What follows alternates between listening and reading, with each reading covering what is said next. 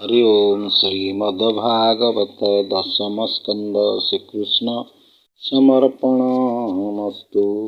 श्रीव्यास देवंकु नमहि श्रीशुकदेवे शरण जाई श्रीसुत देवंकु प्रणमी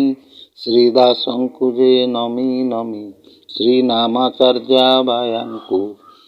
प्रणाम पद कमलकु वेद वंदना गाथा कही जहा भागवते वर्णना हुई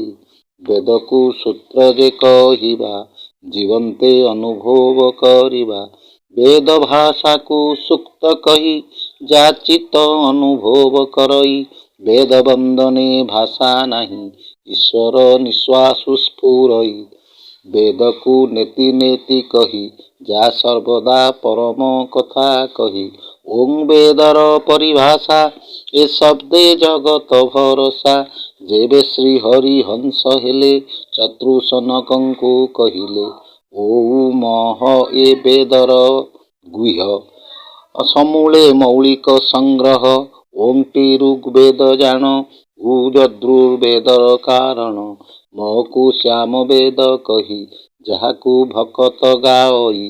हर्थव वेद हेले चतुर्सनक जे जानिले ए चतुर्सनकंकु देने व्यास मिलिले सन्निध्याने जे व्यास अक्षर को चिंतिले अक्षर सृष्टि करिले ध्वनि अक्षर रूप नेला लिखिबा आरंभ होइला ए व्यास सत्यवती पुत्र नुहे व्यासाय विष्णु रूपाय जाकु कहे जगत प्रथम गुरु हंसरूपी महामेरु द्वितीय रे चतुर्सनक तृतीय रे नारदंकु कुह पंचमे सत्यवती पुत्र जाकु आमे व्यास महर्षि कुह